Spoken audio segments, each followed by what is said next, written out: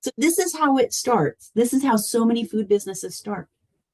You've got some wonderful recipe. Maybe it's from your family. Maybe you found it in an old magazine or something. Maybe you developed it yourself. But people are like, oh my God, you should be selling this. Like everyone loves it. And so you keep it like a closely guarded secret. You do not share this recipe with everyone. But everyone loves it. Everyone gives you this amazing feedback.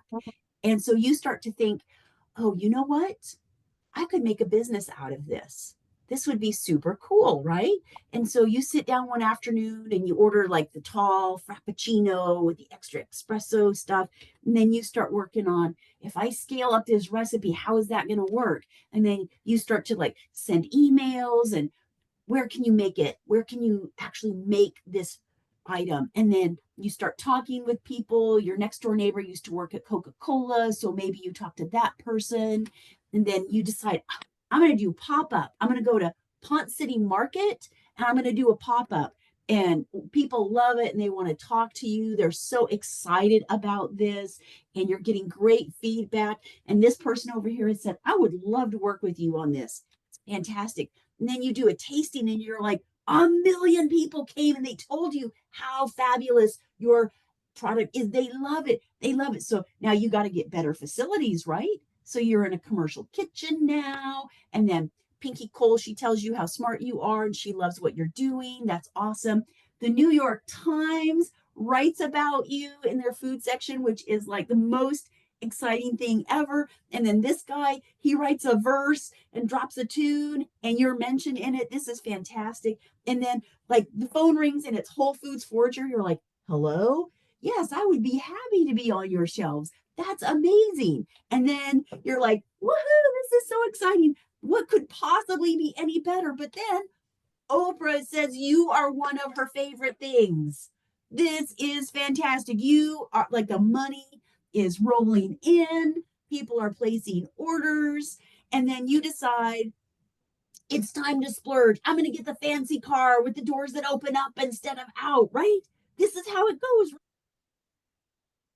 Like, no, like that is not ever how it happens. That is, Eric's like, no, that was not my experience. This is not how it happens. Actually, what it is it's a lot of hard work and it's long hours. There's not a ton of money in it to begin with. And about half of all the businesses fail in the first year. It's tough. The math is bad, but we have a better way, and it is called Lean Startup. So, Lean Startup started actually in Silicon Valley. I'm going to tell you a little about it and why it matters here. There's this great article that I found as I was doing research about this whole industry, and it says there's 3 reasons why food businesses fail and then what you can do instead. And the first one is the product does not fill a gap in the market. It's kind of a me too product. So if I were just going to introduce a ketchup that's just a red plain ketchup, Heinz and Hunt's, they've got that market. I don't really need to introduce a new one. And I'm never going to be able to compete with them on price because they have these amazing, highly efficient plants that do it. Thing is starting with no plan. And we'll talk about this later. You don't have to have the 80-page fancy MBA business plan, but you have to have a plan, something. And it can even be a flexible plan, but you got to have something. And then you have to secure repeat business. If you are selling things one at a time, you will wear yourself out and you will go broke tired. You have to have repeat business in the food industry.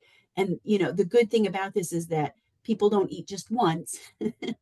It's an ongoing need. So that's easy to do. You can find people who will continue to buy from you. We use the Lean Startup because it helps us to reduce those risks and other risks. It helps us to reduce the risk of failure. It helps you to understand your customer better than anyone else. And why that is so important to me is if you understand your customer, you can build new products that they will love, new services perhaps that they will love, but you can structure your entire business to meet the needs of the customer without any extra things that are unnecessary. That is the path to a profitable business and a sustainable business, because that's what we want: profitability and sustainability. The old way of thinking about this is that you would write a business plan, make something delicious, and you're all set. And some of you may be old enough to remember a business plan used to be 30 pages. You would write it all out, and then you would take it to Kinko's and you would get it bound so that you had a proper business plan. And it always said business plan on the front. And then you'd usually like put it on a shelf and you'd look at it maybe once a year. And every time you'd look at it, you'd go, oh yeah, this isn't how we are actually doing it. So we're not just going to make up a bunch of graphs and charts and make a business plan that we're never going to look at again, because that's not a good use of our time. What we know now is that the business plan is important for companies that want to execute on their plan. That's important. Coca-Cola should have a business plan because they're enormous. They need to coordinate execution of their strategies. But as a smaller, more nimble business, you don't have to have a 30-page document that says everything. I do want to emphasize, it is not enough to make a delicious product. There are lots of delicious products out there. Lots of those businesses have failed. It is not enough to be delicious. There has to be something more with it. So 2 tools have emerged. That's what we're going to talk about today. We're going to talk about the business model canvas and customer discovery. There's 2 books that really launched all of this in Silicon Valley, and I've got both of them here, although one of them I just noticed has a really different cover. So this is the business model generation. This is the book that I recommend. And I like it because it is written the way, let me turn off my blur for a moment. It is written the way most people actually learn. It's got pictures and diagrams. It has got examples, real world examples. This is not a bunch of theoretical stuff. This is how people think. This is how your brain works. Almost all of us. Some people, their brains really just want text, but it is colorful and vibrant. You don't have to read it beginning to end. It's something where you could go to the back and you want to say, okay, let me get over to the index. No, I can't find. So, the Nespresso 6.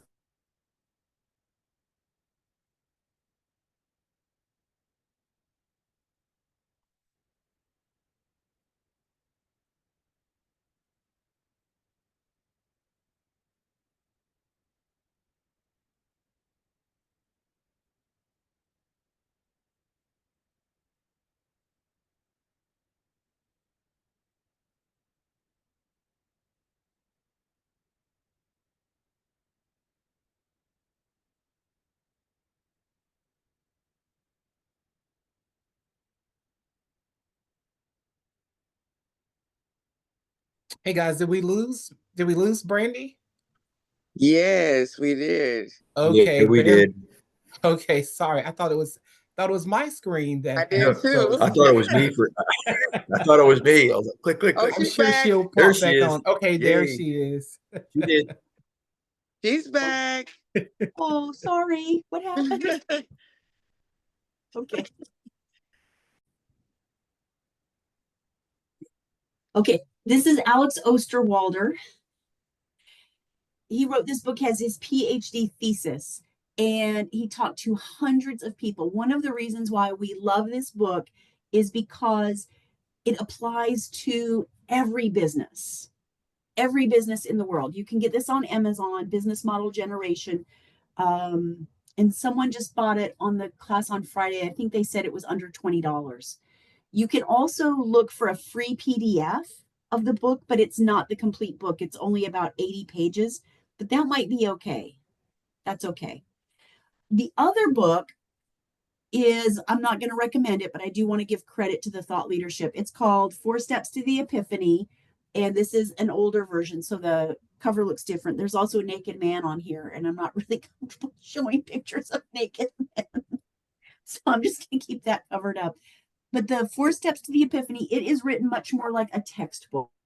Not a lot of pictures. It's not a super dynamic book, but it is really the thought leadership that helped make all of this happen.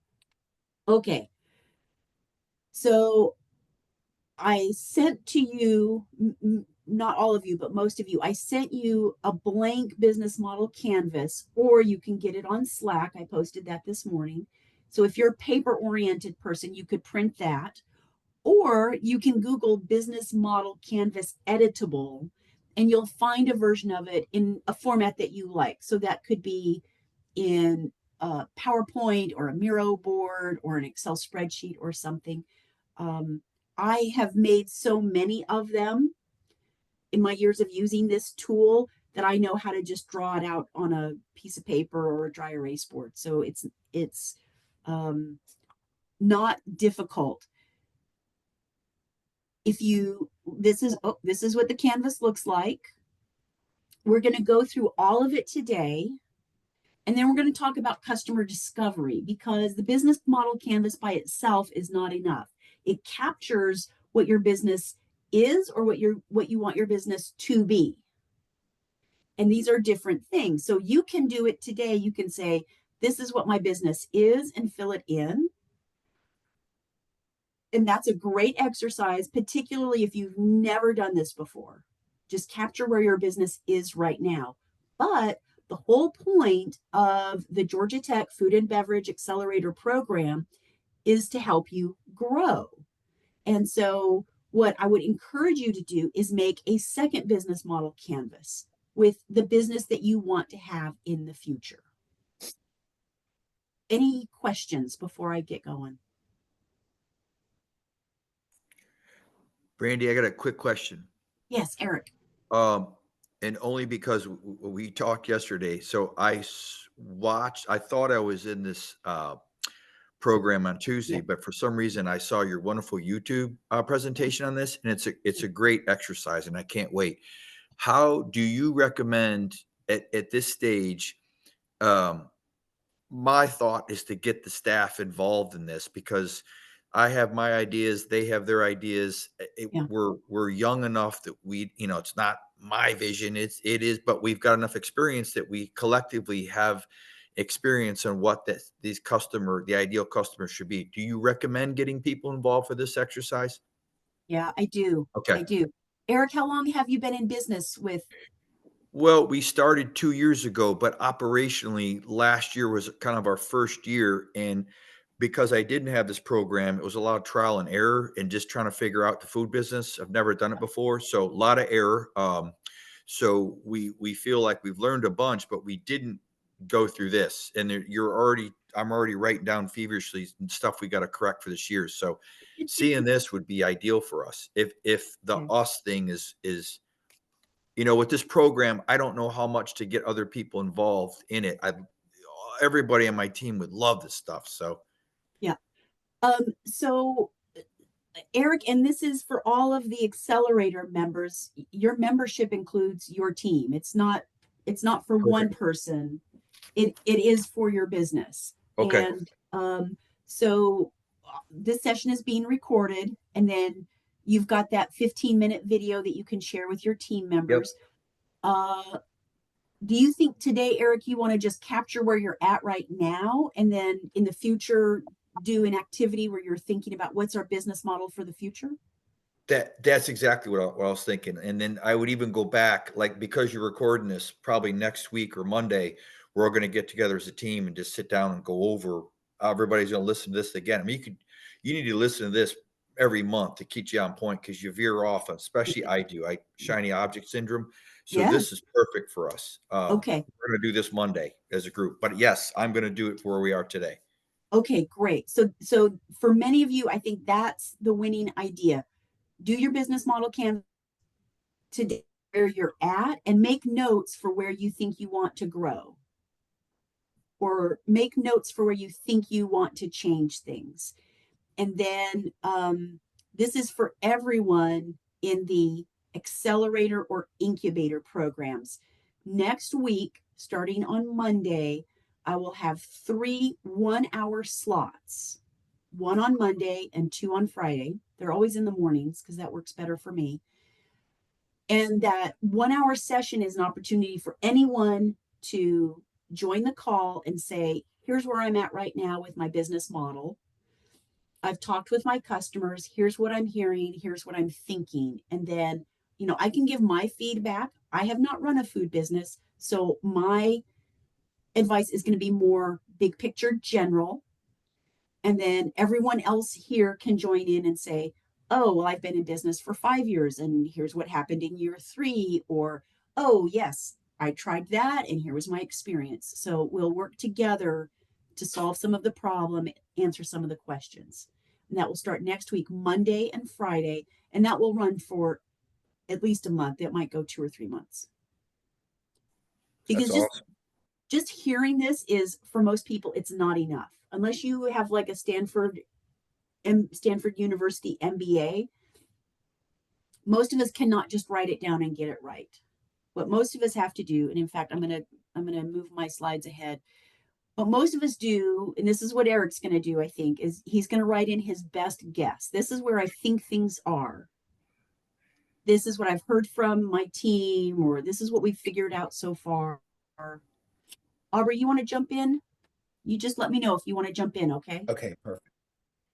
So you just start with all of these guesses, what you think is true. And then you do research, essentially. You ask questions. Like one question is, are my buyer and my consumer the exact same person? If you are selling business to business, then your buyer is that retail rep or procurement officer or whatever. Business to business is not quite the same as business to consumer. And even business to consumer, sometimes you're selling to the parent, but it's the child who's going to eat or drink the product. So this is one really important question. Are you going to focus on B2B and sell to businesses? Are you going to sell to consumers, direct to consumers? This is important because it influences your marketing, your sales strategies, your channels, your revenue, your operations. Everything is impacted by that decision. And there's not a right or wrong. Every company has to figure this out for themselves. So that's the first question. Let me show you the rest. And you've already got these slides in Slack, so you don't feel like you have to write them all down. Look at all of these questions that you got to figure out for your business. What does my customer actually want or need? Why are they actually giving me money? Who's going to pay for it? Is the buyer going to pay for it? Or is it actually the buyer places the order, but someone else writes the check or makes the payment? How are you going to deliver it? All of these questions. As you figure out all of these questions, you learn the answers, you start to replace those guesses with data. When you have a business model and it's filled with data that you feel confident in because you've talked to people and you've verified what's true, now you're no longer guessing. Now you have a validated business model. That's the beginning of a real plan. And the difference between,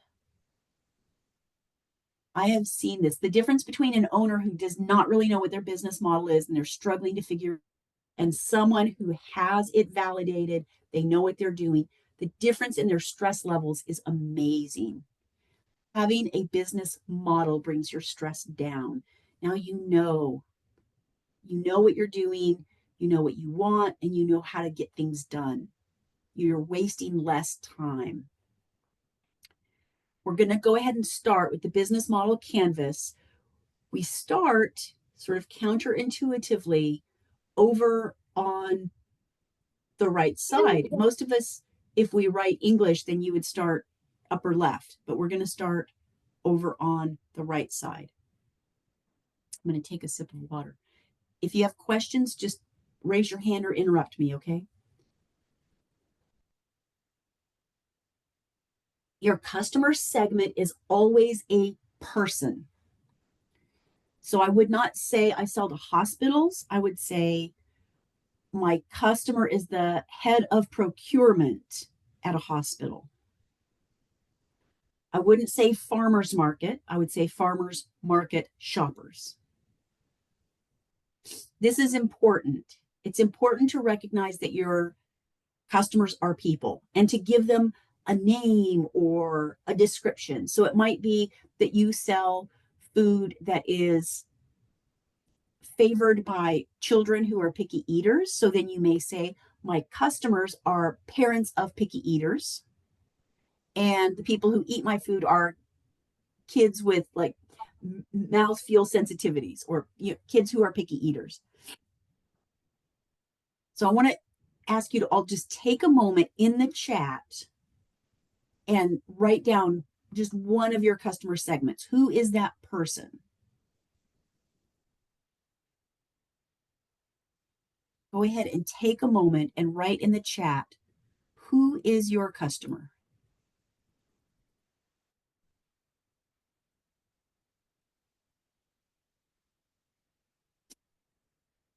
Farmers market shoppers, distributors. Amy, who at the distributor? Is there a buyer at the distributor? Or who does the distributor distribute to? Who's actually making the decision to buy your product?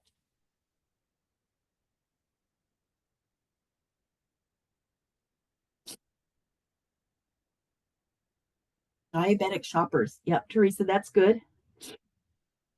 Thirsty and conscious of what they consume. That's good. I like that. Demographic corporate, 25 to 50-year-old, health conscious. Families of 4. Okay. Oh, hotel executive chefs. Amal, that's a great specific one. Chelsea says Gen Z women in large cities, health conscious. That's good. Retail grocery buyers, college students. Okay, these are good. So some of these are still a little bit incomplete. If you are selling to college students, I'm gonna select that one because that's a really good one. Are these students at any college in the United States? And you can come off mute if you want, or you can just type in the chat, whatever you like. I'll ask a few questions. So college students, are these college students at big urban campuses like Georgia Tech and Georgia State? Or are these students, oh yes, UGA. Okay, so now we just made it more specific. One of the ways we can be more specific with our customers is to describe their geography or their location. So retail grocery buyer, I think what that means is the buyer at the retail grocery chain. So that's good. I see people who like to cook at home. That's good.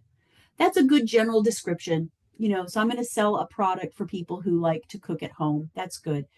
I'm going to go back to Amal, hotel executive chefs. Like that is excellent. That is so specific. Is it for high-end boutique hotels with restaurants, or is it for big hotels?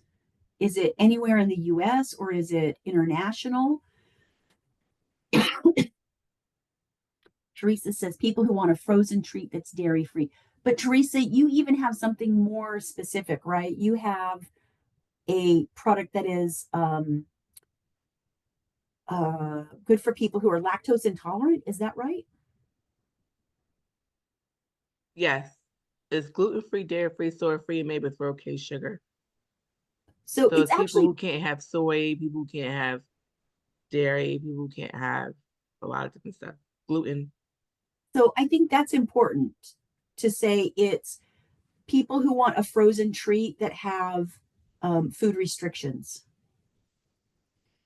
And when you talk about the customer, what I actually think is the best practice is to include detail not about the product, but about them. So rather than saying it's dairy free, which is about the product, turn it back into the customer and say, customers who don't eat dairy, or customers who have food restrictions, people who have allergies, things like that. Amal added luxury hotels in Georgia first. That's good. I like that. Nevada says people who shop and eat gourmet and specialty foods. Okay, that's good. That's like where people go. We're going to come back to this in the next few weeks because figuring out exactly who that customer is super important. It is very easy to say, I sell to people who eat, but really, it's not everyone who eats is your customer. That is not a true statement. There are people who have food allergies or food preferences. They have religious values. They're not going to eat particular kinds of foods or combinations of foods. You have to decide, and actually, this is perhaps the more important point. You have to decide which customers are you going to focus on and which ones are you going to ignore? Because you don't have a budget that's trillions of dollars. And you cannot do marketing and advertising to everyone in the world. So the better that you can focus in, the more targeted your marketing and sales efforts can be, which is going to lead you to less wasted time and money and better success. I see Teresa fine-tuned it a little bit. Customers who want a frozen treat with dietary restrictions. That's a little bit more precise. I like that. I like that. And then we're going to go back to this question. Are you selling business to business or business to consumer? Who's going to buy the product? Who is going to consume the product? And you have to make the consumer happy with all the things like the scent of the food, the packaging of the food is important. The texture, the mouthfeel, all of that matters on the consumer side. But on the buyer side, you're thinking about packaging and delivery, maybe shipping or transport. Both of these questions are important. Think about who is your most important customer. And maybe you do not know at this moment. That's okay. Think about who is the most important customer because there's usually a list.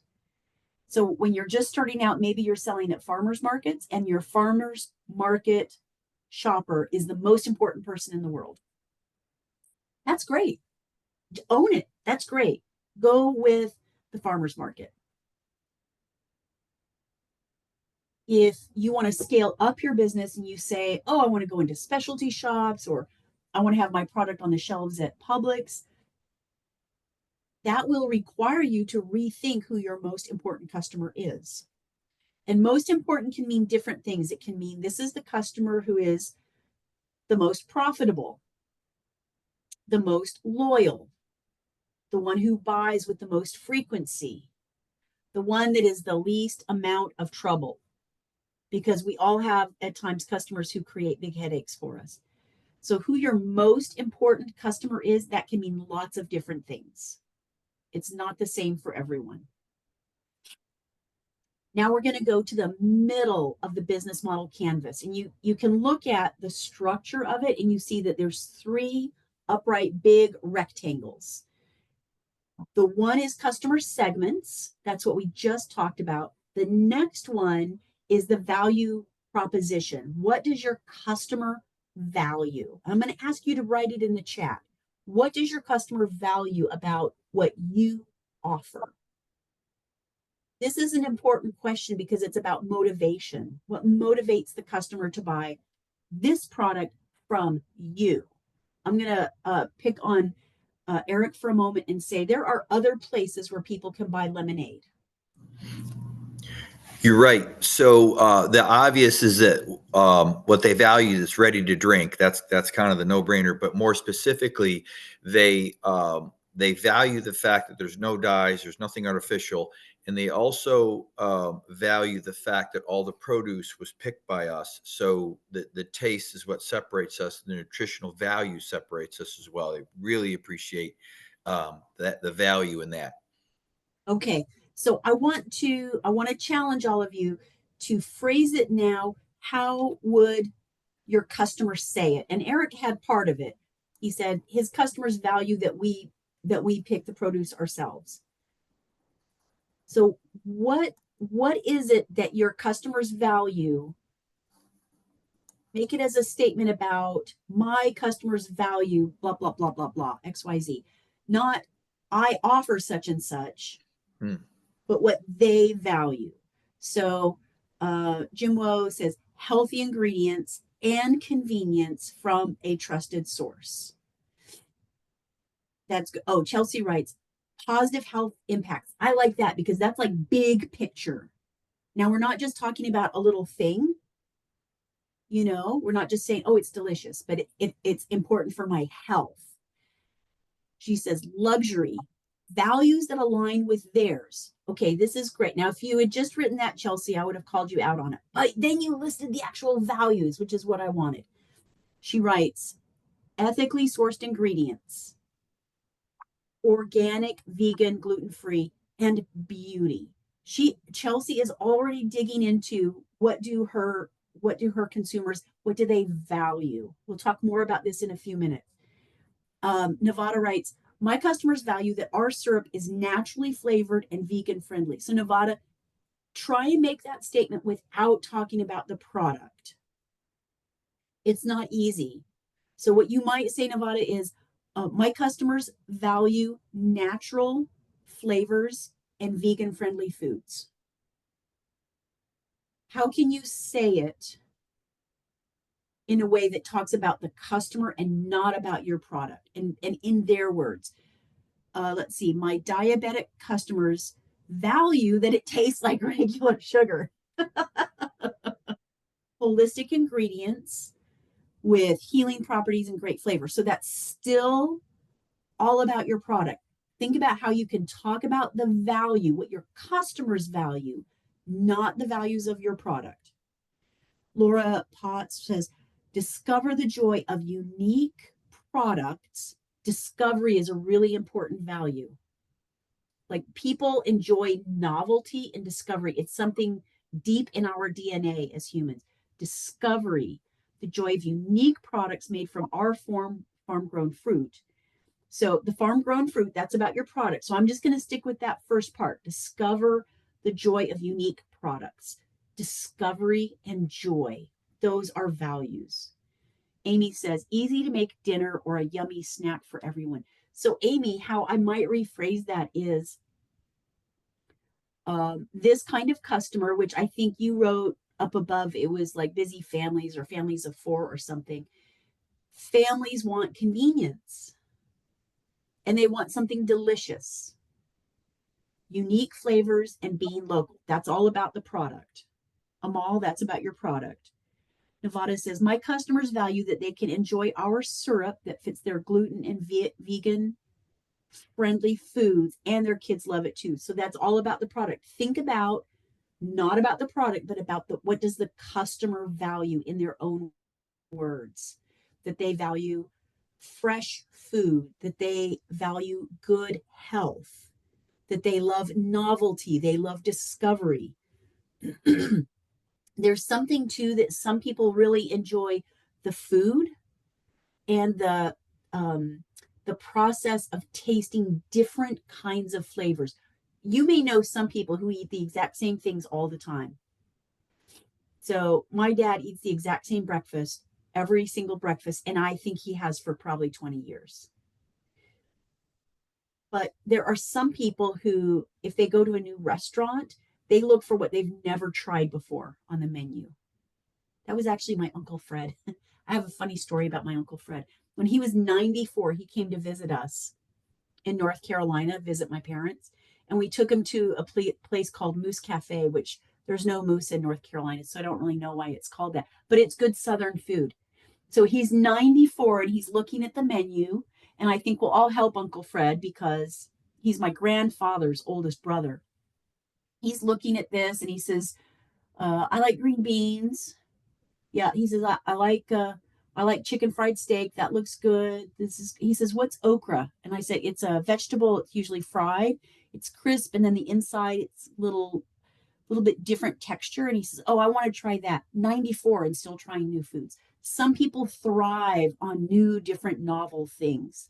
Some people want the same thing. They want consistency. Let me go back to the chat for a moment. Regina says, my customers value our low sugar jams that are packaged beautifully and unique flavor combinations. So Regina, how can you say that without talking about the product? My customers are delightful. Oh, are you there? Okay, I'm sorry. I thought I heard you speaking. Okay, we're going to move on. We need to come back to this because we've not mastered it, but let's keep going. The channels are distribution channels. Where will you sell your products? Where will the transaction happen? So what I'd love for you to do right now, everyone in the chat, say, where can customers go to buy your product? Where can customers go to buy your products? And I'm going to put a few samples here in the chat. I'm going to say farmers markets. It could go to Amazon, specialty stores, Costco. Let's think about just today. Where can people go right now to buy your product? Ellie's Market in Decatur, festivals, farmers market, corporate events, online, Lucy's Market. Excellent. This is exactly right. Pure Quill Superette. I don't know where that is, but that's a really cool name, isn't it? So these are the places, these are your distribution channels. And sometimes you could say, here's my business to business channels. Here's my business to consumer channels. People get this confused and they'll say, my channel is word of mouth. No, word of mouth is not a channel. Word of mouth is about building customer relationships. So we'll get to that in a moment. Channels are the place where people go to buy your product, where the transaction happens. Okay, so I see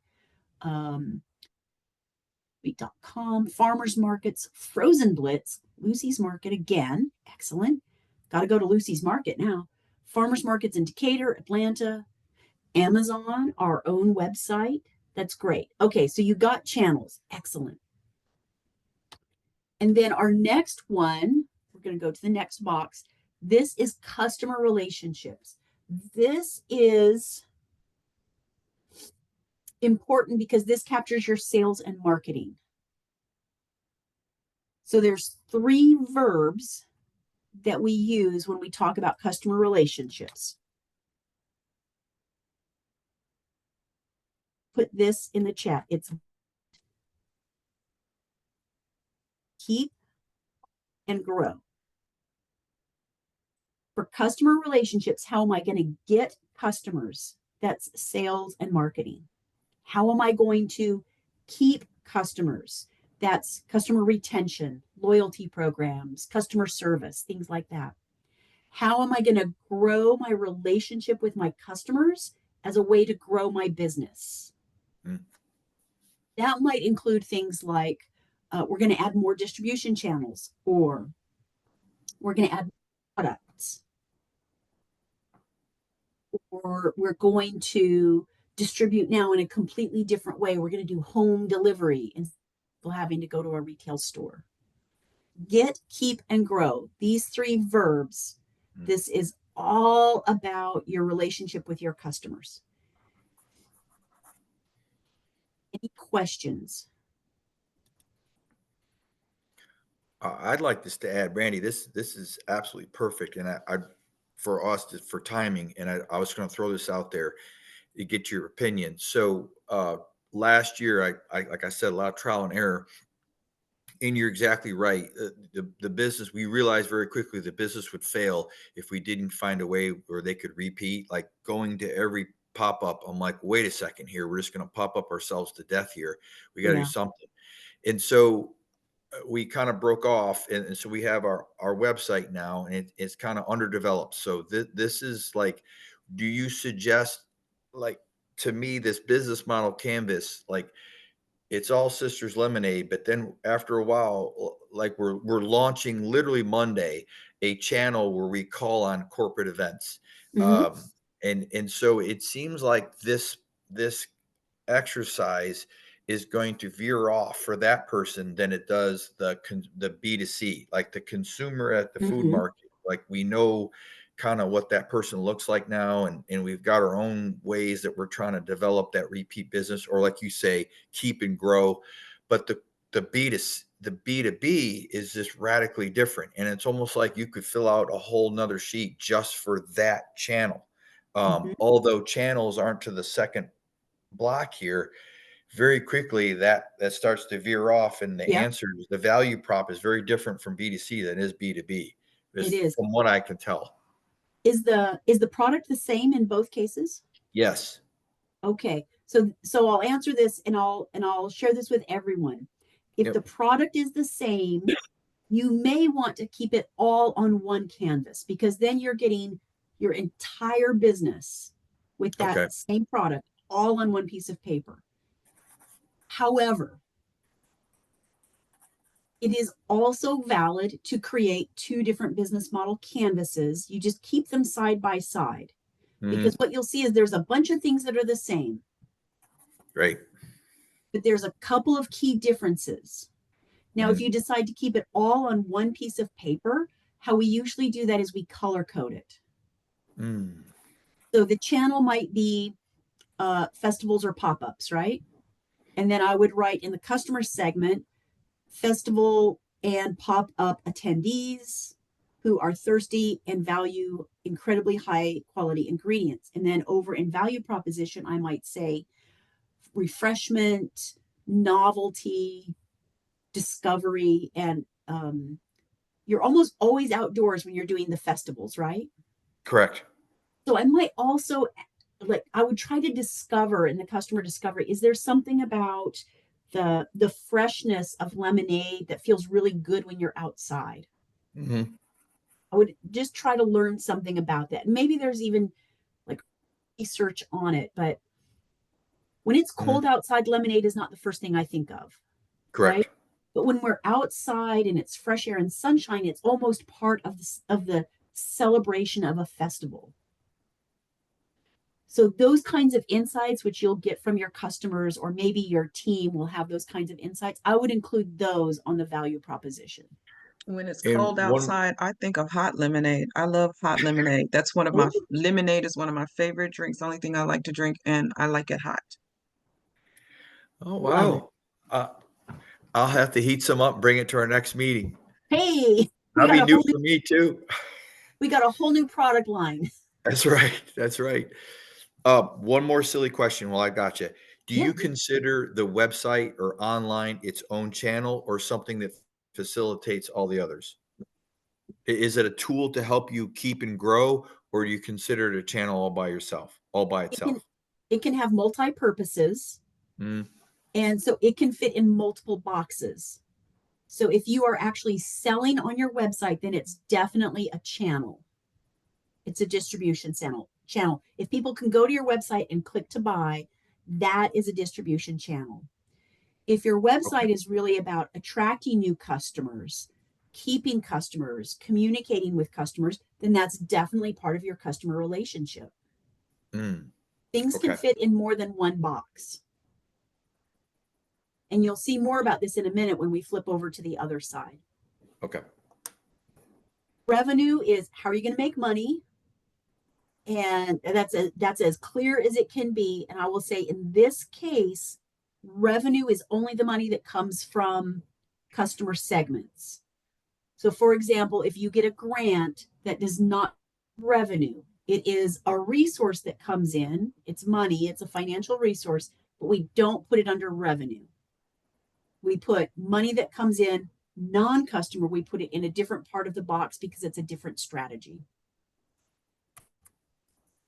So we just talked about the front side of the canvas, the part that faces the customer. Now let's flip and look at the back side, backstage. This is where operations happens. This is how we get it all done. the first thing I want to point out are these two. It's key resources and key activities. Key resources are the things we have to run the business. So one of your key resources, Eric, is your website. And for other people on the call, one of your key resources is your farmland, the crops that you're growing. For those of you that have a team, your team is one of your key resources. If you've got beautiful design, actually Kayla's Italian Ice has beautiful design work, their logo, that intellectual property is one of their key resources. So key resources are things like the equipment you use to make the product, but it's also things like your phone, your website, your intellectual property, your contracts. It's all of those things together. Right above it, we have key activities. These are the things that you have to do to run the business. That's why these two are stacked, is because they're related. One is the key resources, the things you must have, and then above it are the things you must do. So the things you must do, you have to sell and market. You have to make the product, so production. You may also do product development for new products or new product lines. You have to work with your vendors and maintain those relationships. You have to keep the books, make sure all the invoices are paid. You probably have to review contracts, negotiate pricing. All of those key activities are part of running your business. There are some, let me go back. There are some key activities and some key resources that you may not have. And so you ask someone to do them for you, someone who may be outside of your team. And an example of this might be you may have someone do your taxes for the business. You may have someone do the bookkeeping for you. You may have a key supplier. So some of you have farms and you're growing the produce, but not all of you have that. Some of you are buying from suppliers. Those key partners, they're either doing something you can't do, or they're providing a resource that you don't have. Another really common one is if you've got a lawyer that you work with from time to time, maybe to review contracts or whatever. Key partners are the people or organizations that help you make your business possible. And so when you are writing yours out, I want you to write Georgia Tech FBA is now a partner. For some of you, Georgia Grown is a partner.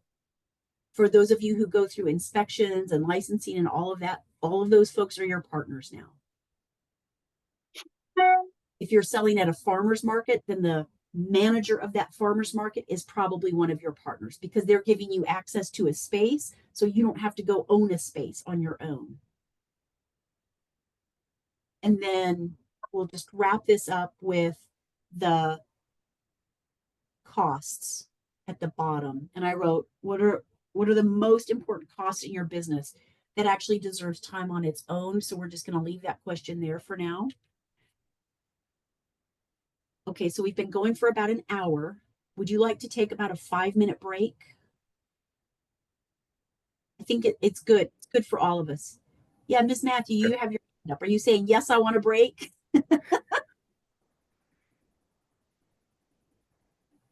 Sorry, I was trying to unmute. Okay, I have a question on the key partners, because you said the managers of the farmers market are key partners. So like if you're in a commercial kitchen, is the commercial kitchen the partner, or is it the managers of the kitchen the partner? Oh, you could list it either way.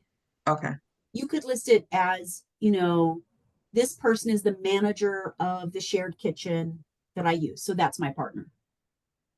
Okay. That's a good question. Any other questions? Let's take a short break. I need a bathroom break. Okay, 5 minutes. So I'm going to write in the chat, let's come back together at 11:03. 11:03. I'll be back in just a few minutes.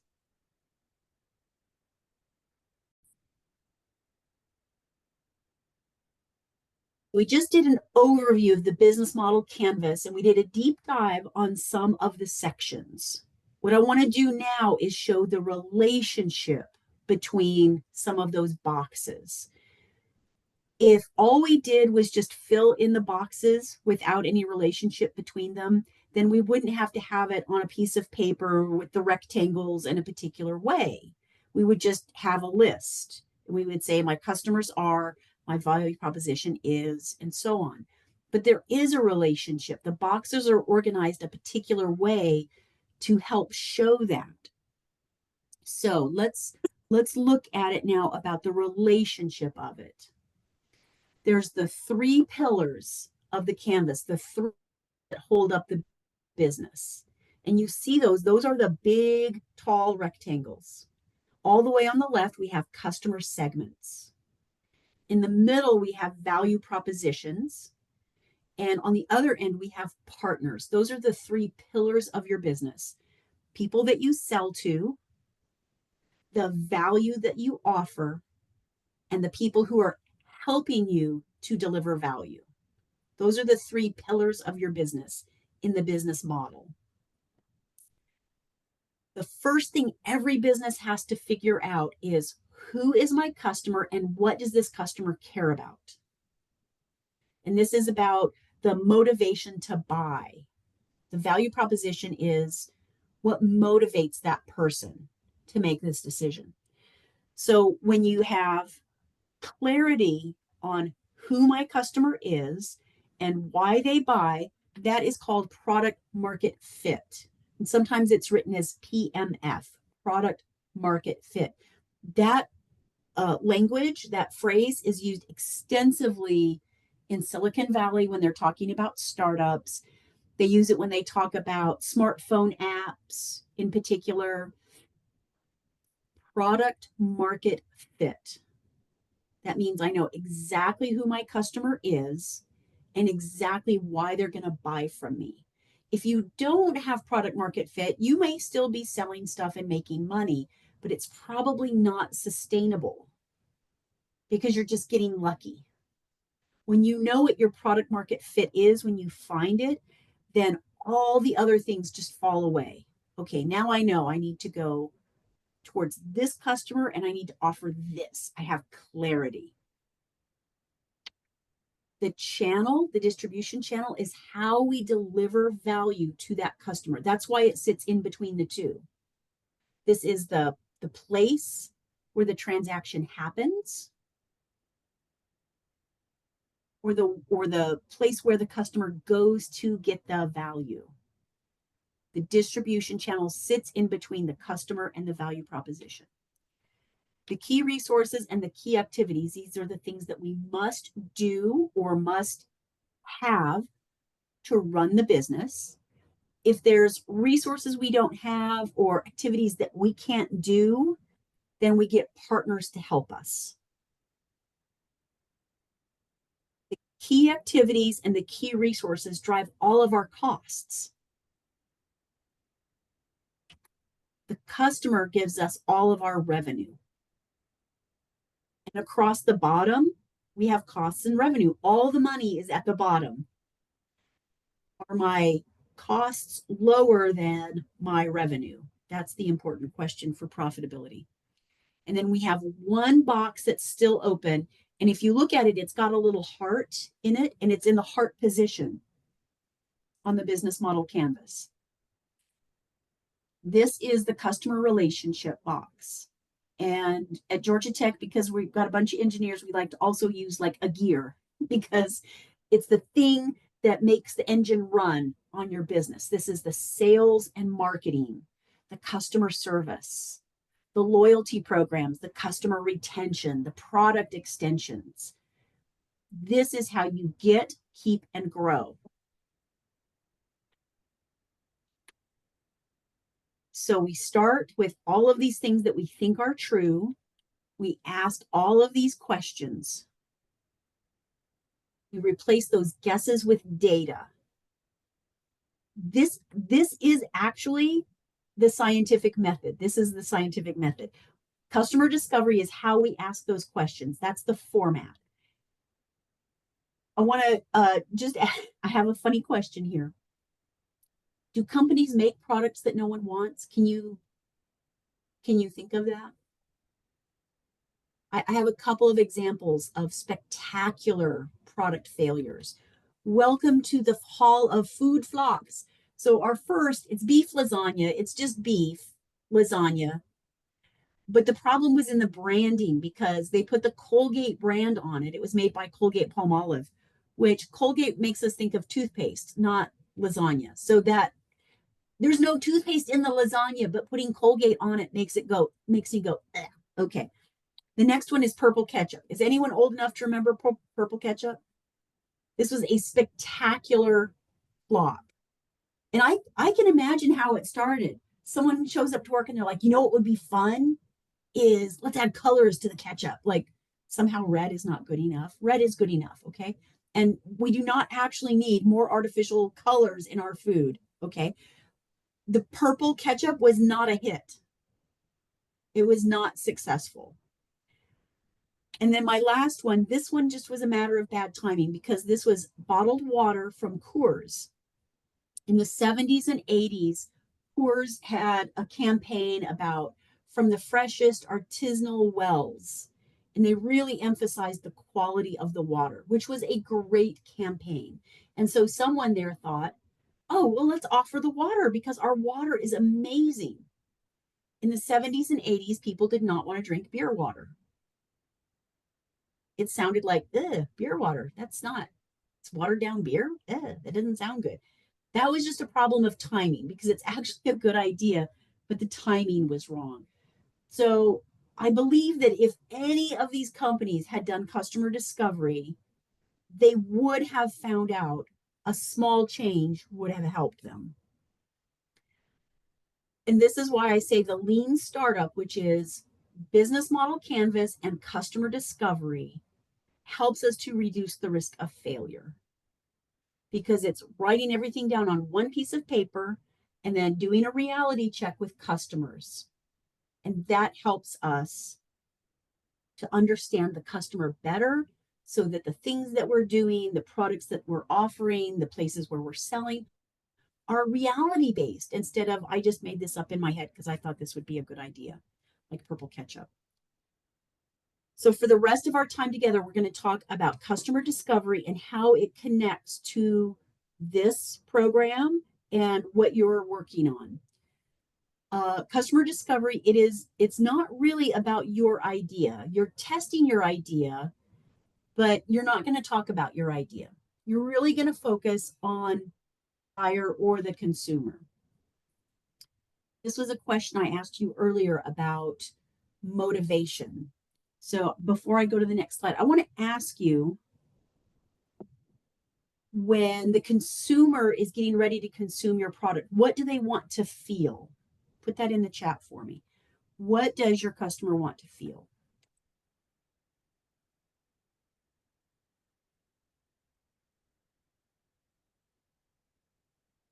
Fresh taste.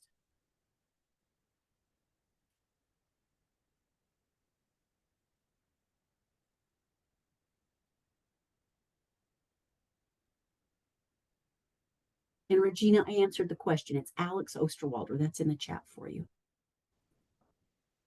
Laura, you just wrote something in a different language. I don't know what that means. Yes, I'm sorry. That's why I had to get off because I had to change my language, but it's Macedonian and it's joyful surprise. Oh, a joyful surprise. I'm gonna add that in the reply. Joyful surprise.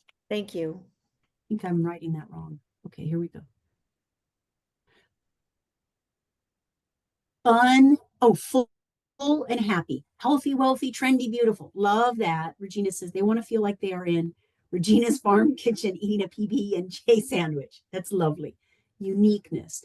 My customer wants to feel they are making the right choice for their health. Yes, that's great. They want to taste the flavor and feel the coldness on their palate. Love that. Eric says refreshed and healthy. These are great. This is all great. On the screen, I want to show you. Oh, let's see. Oh, there's even some great On this screen, I want to show you, I know it's a little bit tiny. This is the wheel of emotion.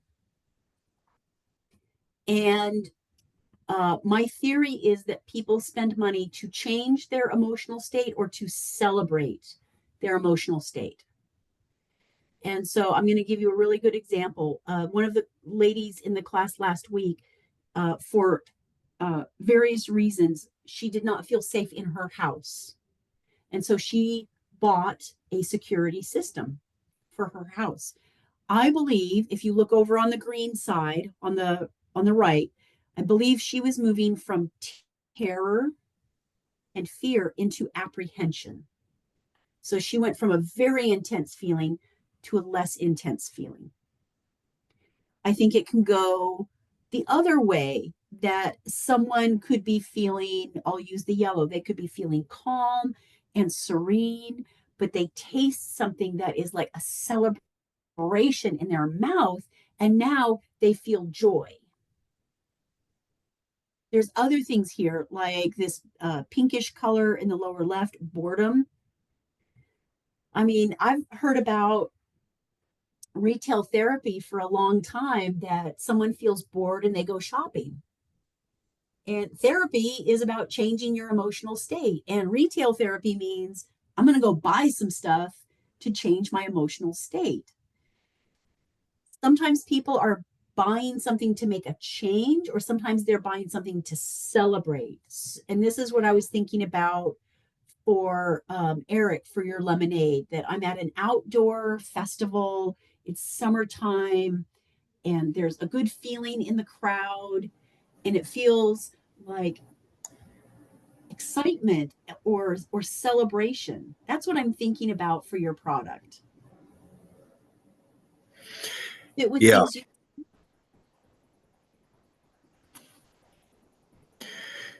No, you're right. And what's interesting, and I don't know where this fits in, but I'm just going to share it because on this wheel, when people walk up and they figure out quickly that we sell, different flavors of lemonade. Everybody has tried lemonade before in their life. It's like we're not introducing something new. And so you can tell they're somewhere on this wheel, and maybe it's, I don't know if there's indifference on here, just like, whatever. And then when they taste it, they go, holy, you could see the emotional response, like, well, this is different.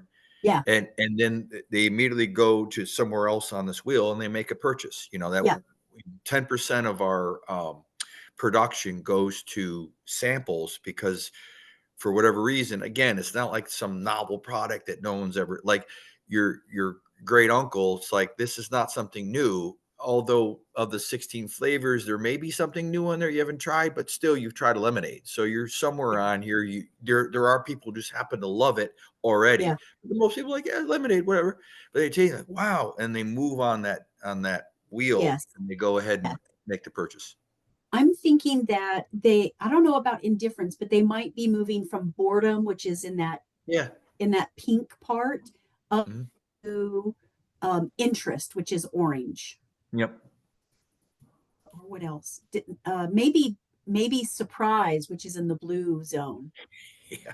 So I've not done deep research on this yet, but I love this wheel. This one is a simple version. There's other versions that are a lot more words, that have maybe 70, 80, or 100 different emotional states. And for me, that's really hard to teach off of, because it's tiny print and way too much going on. So this is a simpler version. Some people call this the customer journey, about what do customers want from your product. But I like the idea of just, what does your customer feel? And are they looking for a change, or are they looking for, I'm gonna stay in this emotion and celebrate it? And that can be different things, not with food and beverage, but like anger. If I had anger and I went and bought something that kind of reinforced that, I might say, I am so like filled with rage. Oh, I'll use like the political divisiveness as the general topic. Okay. Like lots of people feel unhappy with the amount of divisiveness. I am so frustrated with that. I might go and buy boxing gloves and sign up for a kickboxing class because I feel rage. Okay. That's someone leaning into their emotions and buying something to express that emotion. So for everyone, this is different for every product. People say that they buy things for logical reasons, but the research does not support that. Yep. Yeah, I would even add, Brandy, if you don't mind, like, so what happens is you're absolutely right. Like they taste it and there's an interest. And where we're challenged is that when we have them an interest, we tell them the story of the company and we tell them how we source it. And then they go to vigilance. It's like, those are the ones that buy off the website repeatedly now. It's like, those are the ones that we've got because they feel very strongly about the mission and how we go about creating our product and what we stand for. But to get them from that boredom to interest to vigilance, that takes a long time. But and I don't know, I can't attend every single festival to tell the story to every single person. So we have to figure out a way to kind of like scale that. But we watch the individual customer kind of go, and they go, whoa, and then they hear the story like, you know what, I'm gonna buy some every single week. Like that's it. They're locked in. So when people are hearing the story, I'm gonna make some guesses here. I think they probably feel inspired by your story, Eric. Yeah, they feel inspired and they connect with it on multiple levels. And it's like you said, you nailed it. There, you could tell that, like, even with some people, there may be an underlying, anger or sadness about something. There's a lot of pushback now from corporate food manufacturers that the sentiment is we're being lied to. Things that are not allowed in Europe are allowed here. A lot of rhetoric online. And so when there's a company that says, hey man, here's our ingredients, I don't know what else to tell you, this is it, they're like, thank you. And you can see they go from an anger to like and like a joy, and where was the one I saw, like a trust, like they're happy that they found someone they can trust. Yes, that's what it was. In the green, trust, acceptance, and admiration is that in the center. That's the more intense version of trust. Yeah. And I'm sure all the entrepreneurs have witnessed that, where there's just people who purchase because they admire that we're giving it a shot. Like we had the guts to go for it. And it's like, and if we all have good products, I'm sure it's like, now you got two things that, they enjoy our product and they admire our effort going for it. I believe people vote with their dollars in this case, that they express their trust, they express their inspiration, admiration with their dollars by spending money with you. And sometimes it is, I really like it. Sometimes the buyer will say, I really like supporting small businesses. And so I'm going to give my money, because they could buy, what is an Old Time Country lemonade, which comes in a packet like that. Oh yeah, there's much cheaper options. It's like $6 for 60 quarts or something. 100 gallons, right? And it's crap. Yeah. So they could spend the exact same amount of money for some crap, but they're choosing not to. Correct. For some people, that's empowerment. I am worthy of spending money on for good quality, or for novelty, or for things that make me feel good. Yeah.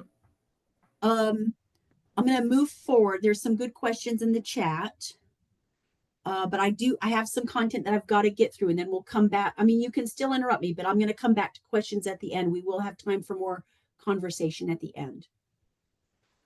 So let's just talk about customer discovery. So there's three really important customers. This is not, there are three really important principles here.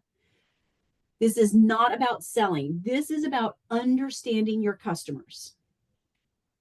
You are gathering evidence. You are not asking about opinions. So you could ask people opinions and they may tell you the truth, or they may not. You really have no idea. So you could say, would you like purple ketchup? And I mean, it's such a funny idea if you've never heard it before. Some people would say, no, that sounds disgusting. Or some people might say, oh, I don't know, does it taste like regular ketchup, or does it have something unique to the flavor? Like, But the more powerful question was, when was the last time you bought a flavored or colored ketchup? Now you have evidence.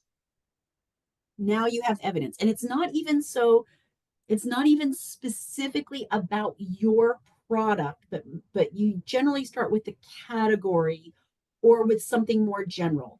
So it might be something like, and now we're talking about consumer to consumer, right? That you're selling to consumers. So you may ask people questions like, when was the last time you bought, or when was the last time you ate or drank or consumed or tried a frozen treat, an all natural beverage? When was the last time you went to a specialty market? When was the last time you bought from a small business? When was the last time you bought a locally made product? Asking those questions, that sort of bigger question about the category, that's a better place to start, because it's going to give you a piece of information. People will say, oh, I've never done that. Or they may say, oh, last week I was at Lucy's Market. They may say, I go to Lucy's Market at least once a month. And I'm choosing Lucy's Market because we talked about it earlier. They may say, I go to Costco every other Thursday to get all the things I need for me and for my parents. Now you have data, you have full information. That is helpful. And when you're talking business to business, there's different questions. We're going to get to that in a moment. Here's our third principle of customer discovery: make it measurable. So what I mean by that is ask the same set of questions to 5 people or 10 people so that you get a little data set. It doesn't have to be exactly the same, but it should be generally the same so that you can look for patterns in that data. That is more helpful than just asking random questions to everyone as you go along, and then you're never going to see the patterns emerge. So this is what I said earlier. This is the scientific process. You have a guess, or a hypothesis is what they would call it in a laboratory. So you're going to test it by going out and talking to people, asking questions. You're going to learn things, and then that may help you to, you're going to go out back and test it again, or you're going to ask more questions to learn more. And then you start to update your business model canvas on what you're learning. How will you find customers to talk to? If it's consumers, you just go where they are. Go to the festival, go to the farmer's market, go to Kroger, Whole Foods, Lucy's Market, whatever. If you're selling to businesses, then go where the decision maker is. So America's Mart is coming up next week, I think. That would be a place where you would be able to see a bunch of competitors potentially, or alternatives. They're not always your direct competitors, but you'll also see people there who are buyers. You can go to conferences to meet buyers. You can go to events. You can join groups online that are all buyers. You can call a buyer directly and say, I would like 15 minutes of your time. I'm doing research. And I've got some slides on that in a minute. You could read the blogs and magazines and such that buyer reads. What do you want to say, Eric? I was just going to add something and let me know if this is valuable for my peers. So Yeah. You're right. And it was very intimidating for me. Like, all right, every festival I can talk to people and I start to piece together a picture. But then there are wonderful trade organizations, like I subscribe to Beverage News or whatnot, that will gather data for you. So Yes. I think I was piecing something together, but I don't know if it was because I'm in love with my product. I'm hearing something that's not there. But then when you start to hear from our customers what the data is showing, like all the data shows craft beverages, NA, are specifically called non-alcoholic craft beverages, are really on the upward swing right now. I was like, why? And these articles, and a lot of them are online, these forums will give incredible data of trends that they're getting Yes. nationwide. And Yeah. then you can go and test that in your local market to see if what you read is true. I'm just adding as another data point, because I was like, how am I going to get this data? I don't even know what I'm doing. I don't know what to ask. Well, Yeah. if you read, you know, you can go, all right, well, I wonder if this is true here at this farmer's market. And it's another data point for all my peers to, whatever you're in, there's got to be somebody writing about it that are talking about the trends, and it's worth reading. I love that. So big companies, I'll say like Coca-Cola and Chick-fil-A, all the big companies, they have market research teams that do this kind of research. But also there are consulting groups who do research and release it to the public, or sometimes will sell it sometimes for a lot of money. Sometimes it's like $5,000 or $6,000 for a report. So, and I'm not suggesting that you spend that kind of money. But you're right. The professional associations, and how you would learn about that is you subscribe to those newsletters online. So I subscribe to Food International, I think. No, Food Institute. Sorry, Food Institute is the one that I'm just trying to get my head around right now. As I mentioned, Aubrey is an experienced food entrepreneur. I'm more of a generalist. I just work with all kinds of entrepreneurs. But because of this program, I need to have more specialized information. So I'm just reading that newsletter.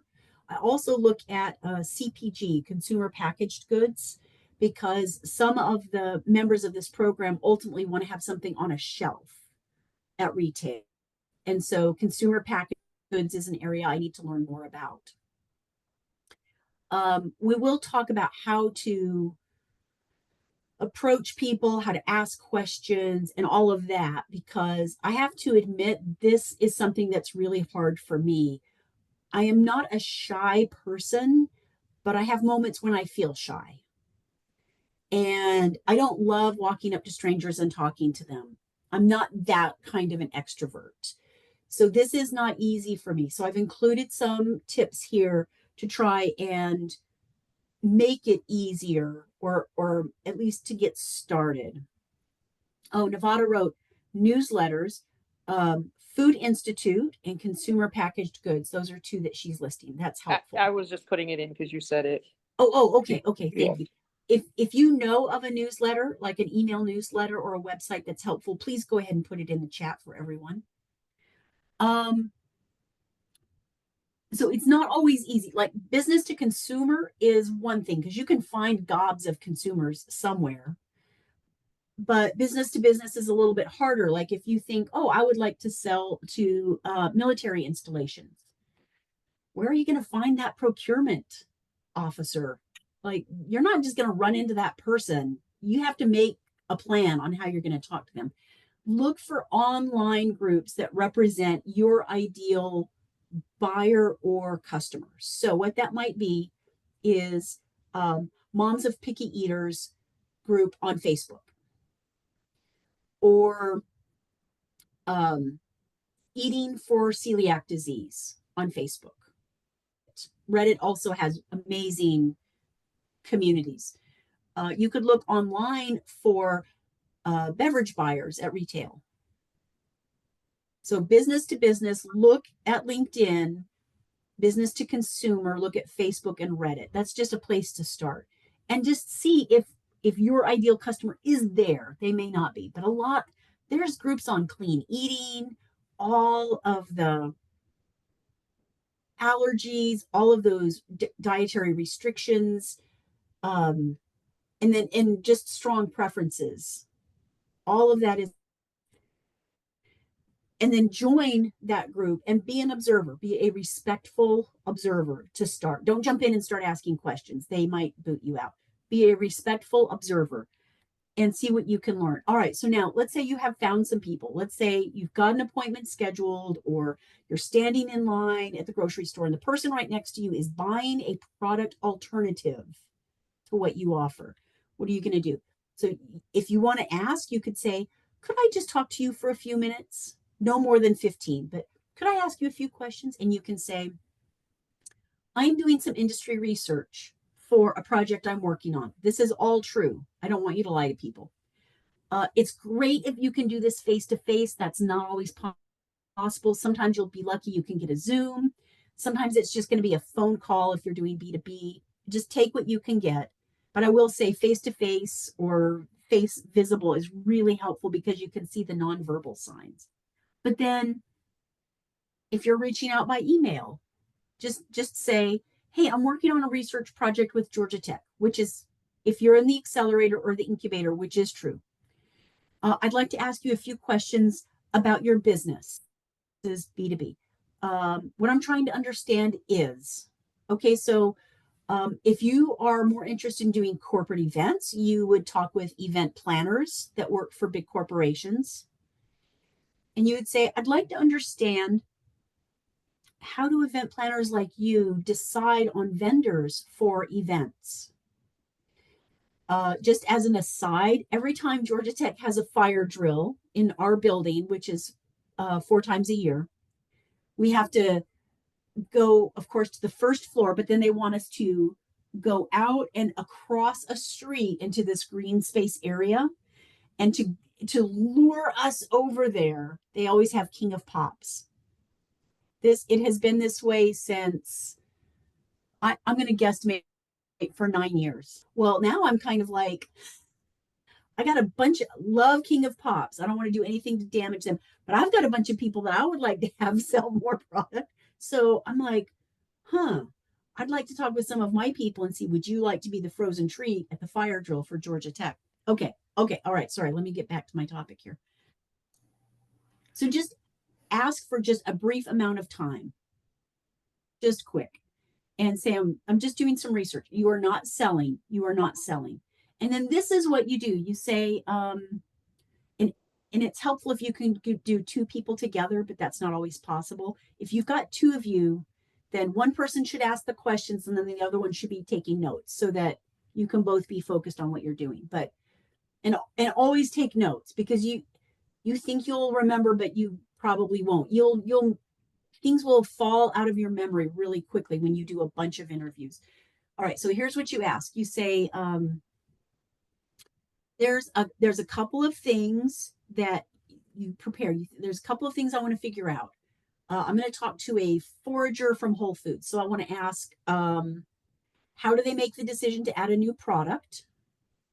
How long does it take? And how is the pricing decided? Like 3 things, just 3 things. And then when you're actually talking, you're going to, excuse me, wow. You're going to keep it very casual because you're not selling, you're gathering information. You're not looking for customers. You're just going to ask them questions like, what takes a lot of time? Is it a lot of time to get set up as a new vendor? Is it a lot of effort to go through the tasting process? Like, do I have to bring samples 8 different times for different committees to taste? What is that process? What is frustrating for them when they're onboarding a new vendor? Maybe they say, it drives me crazy when someone shows up and they don't have their XYZ license. Oh, okay. Note to self, I've got to have my XYZ license set up before I go talk to these folks. Try and find out what's frustrating for them. And you don't have to ask about like specific money things, but you're just trying to understand, like, what's their timeline? What's their price range? You're just asking general questions. Do not sell. Do not try to change their opinion. They may say things that you don't agree with. You don't have to agree with them, but don't argue. You are just there to learn. You can ask, particularly if you want to compete on price, which you do, but if you do, you can say, I just got a message that my internet is unstable. Okay, here we go. We're going to hope that it holds. You can ask them like price range, and are they looking to expand that price range? Now we're still talking about business to business, right? You can say, what are your quality expectations? All different kinds of questions. If it is the consumer, it's different questions, but they're related. Ask your potential customer, what is the most difficult part about buying frozen treats? And they may say, what I hate about buying frozen treats is that I buy them at Kroger because they've got the best price, but Kroger's the furthest from my home. So by the time I get home, the frozen treats are already soft and they get melty inside their packaging. Okay. This is data. If one person says it, maybe it's not that big of a deal. If you hear 10 people say essentially the same thing, now you have something you want to pay attention to,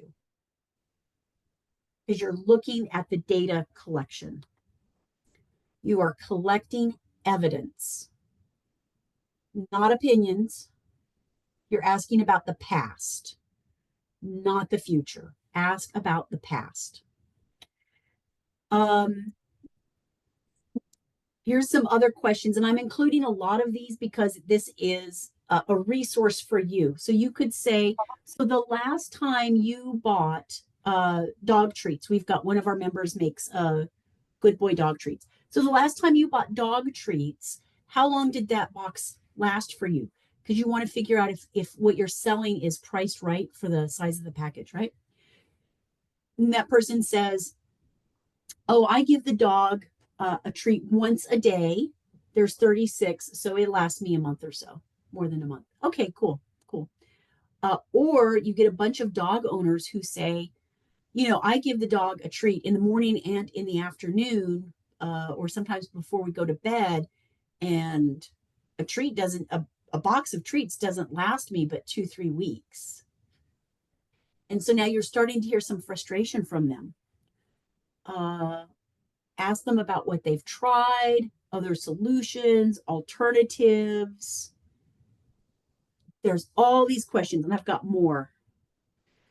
There's more in here in this slide deck. So when you wrap up the conversation, and do not overstay your welcome. If you said this will just take a few minutes, then just let it take a few minutes. Ask them, what did I forget to ask? Or what else should I have asked you, to give them a chance to just free speak anything that they want to say. And is there anyone else I could talk to? Can you suggest someone else that I could talk to ask these questions? Sometimes they'll refer you. They'll say, oh, you know what?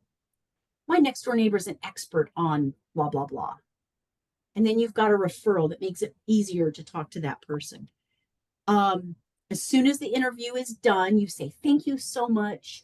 Maybe you'll say, can I follow up with you if I have more questions? Get their permission, right? And then if it is 2 of you, then what you want to do is as soon as you get away from that person, you want to debrief with your interview partner, with your teammate, and say, okay, so the most important thing I heard was they love this, this, and this, and they hate this, this, and this. Summarize the data points that you both heard, because you may have heard different things. And then, thinking more generally about this process, document the questions you're asking, document the responses that you're hearing. And you can put it in a Google Doc or, whatever. When you find that there's a question that you ask that you always get good information on, make sure you keep using that question and use it again and again. Does anyone want to talk about using artificial intelligence in customer discovery? I'm asking that as a question. Some people are super techie and they want to hear about it. And some people are like, no, I don't, I'm over it. Okay, we got a couple of yeses. Okay, so here's a couple of ways that AI is being used right now in customer discovery. Some people are asking for permission to record or transcribe the conversation. And then they take that transcript and they put it into something like OpenAI, ChatGPT, or whatever. And they say, summarize this for me. And they may also do things like 20 interviews, the transcripts from 20 interviews, post that in ChatGPT and ask, what is the overall sentiment from these interviews? Or what recommendations do you have for me based on these interviews? AI can also, if you put just one interview in, you can ask AI to say, highlight all of the positive comments and pull those out for me so that you see all the positives. And you can also say, highlight all the negatives for me. And AI is actually pretty good at figuring out positives and negatives. Not 100% because it's not a human. And then I think I had one more. The other idea that I've heard recently is if you have a product alternative, maybe not a competitor, but a similar product that's offered on Amazon or offered on any online store where there's reviews, go and copy paste those reviews and put them into ChatGPT and just ask, tell me what the response is to this product. Summarize these reviews for me. And it will pull out, generally people are satisfied with this product, or there's a definite trend for people saying this product is too spicy or too bland or whatever. Those are some of the ways that you can use AI, and it's developing, so we're learning more as we go. I have an event coming up on March 5th on the Georgia Tech campus. It's not really for entrepreneurs, but it's for people who support entrepreneurs, all about customer discovery. And part of it will be, how do we use AI to get better at this? So here's the thing that we have learned. Customer discovery has been part of the conversation in entrepreneurship education for about 10, 12 years now. And we have what we call the 20-60 rule. It takes about 20 interviews to get good at doing interviews. And it takes about 60 interviews to start to see pattern. And some of you are thinking, that's great, because I was only planning to do 4. And you know what? If you've got product market fit and you're profitable, you're probably fine. You don't have to do a whole bunch. But if you're like trying to make a big decision about the direction of the business, if you're trying to make a decision about, should I shift from B2B to B2C, or should I offer this new product line? Should I open this new distribution channel? You should do some research. You should ask people. You should explore it. And the easier the idea is to undo, or the easier it is to undo a decision, then the less effort you need to put into it, right? The more difficult it is to undo, then the more effort you should put into it. And I just read about this. I thought this was so funny. It's called hats, haircuts, tattoos. What tattoos is, one more T. Hats. I mean, are you going to wear a hat today? Sure. Why not? That's not a big decision, right? Are you going to get a brand new haircut that's radically different from what you've got now? Oh, I might want to give that a little more thought. Oh, are you going to get a tattoo? You probably want to give that some thought. A hat you can change in 3 seconds. A haircut takes some time to grow out. A tattoo is actually really uncomfortable to change or undo. So is this a hat, haircut, or tattoo decision? The harder it is to undo, the more research, the more discovery you want to put into it. And then thinking more broadly about how Silicon Valley approaches this, particularly with software, they say, and this has borne out from years of experience now, if it's a business to business, you should talk to 100 people over the course of a year. If it's business to consumer, you should talk to about 200 consumers. And part of those numbers are, it's just easier to talk to consumers. There's lots more of them. They're easy to, and it's hard to corporate buyers or event planners. There's fewer of them on the earth. Of customer discovery is, you're going to record your results, you're going to look for your patterns, and then you're going to figure out what's the nice to have and what's the must have. Miss Matthew, what's your question? So the previous slide where you was like talk to 200 consumers, if Yes. you're making a decision. How would you go about gathering the consumers? Like if I know I have an email list, I might have like 200 people on the email list.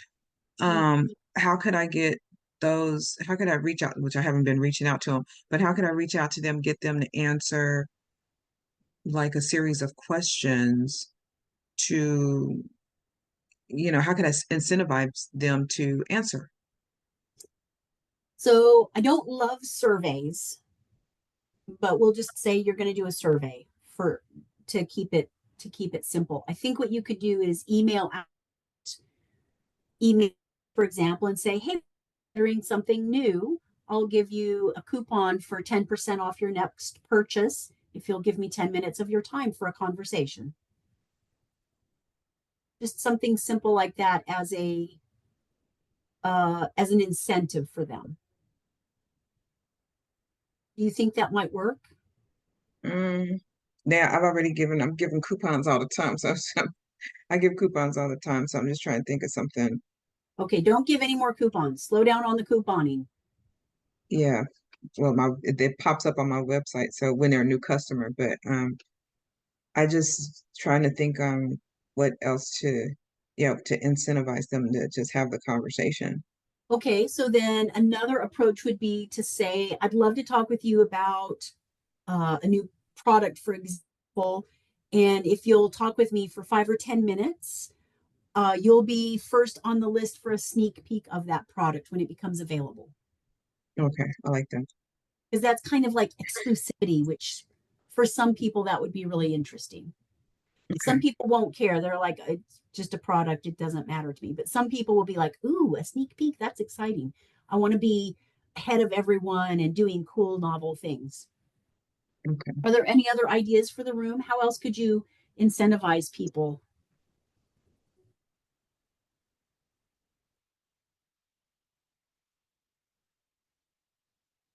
No, it's coming to the end of class, so I can feel our energy is going down. I'm gonna finish up real quick. There are 2 books that are helpful: The Mom Test and Talking to Humans. I'll put these on the Slack channel and share them with everyone.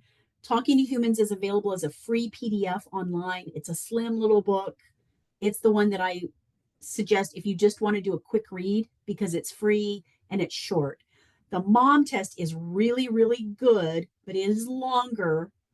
It is more thinking required.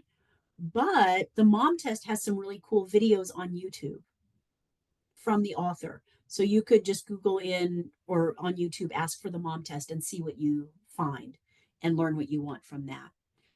I've got some additional resources here, which I will share on Slack, but it's also in the slide deck for you. Your goals going forward are to get to know your customer better than your competition does. Gain insights, not just about the product, market, about what it means for your business. Talk to 100 people that you don't know, ideally. Like don't interview your mom. Don't interview your family because they're going to tell you that you're brilliant, or if they don't, they ought to tell you how smart you are. I've got some other cool ideas. You can create your own online community. You can like create a podcast and interview people about the relevant topic. Okay, and then here's the wrap up. I'm gonna stop sharing. Oh, here was an idea in the chat. Maybe an instant loyalty incentive for future perks and possible discounts. That's an idea. I like that. Okay, so I mentioned this earlier, and I want to emphasize this. Starting on Monday and for the next few weeks, there will be 3 follow-up sessions each week. You can join any of them, any one per week. You can do one every week, or you can skip a week, whatever you'd like. But the point of those follow-up sessions is to get together in small groups and to say, here's my business model canvas. Here's who I talked to. Here's what I learned. And then together we're going to make sense of it. So if Carrie goes out and says, I talked to people people about their fudge buying habits, and everyone tells me they don't want fudge just at certain times of the year. They want fudge all year round. Okay, that's an important. How do we use that insight? How do we turn it into action? Or some of you will come back and say, I talked to 10 people and 5 said this and 5 said this, and I don't know how to make sense of that. What do I do now? And we will talk through it and we will figure it out together. And this will not be me like telling you, here's what you should do. This is us figuring it out together. All right, I'm going to stop now. Questions? I'm actually going to stop the recording.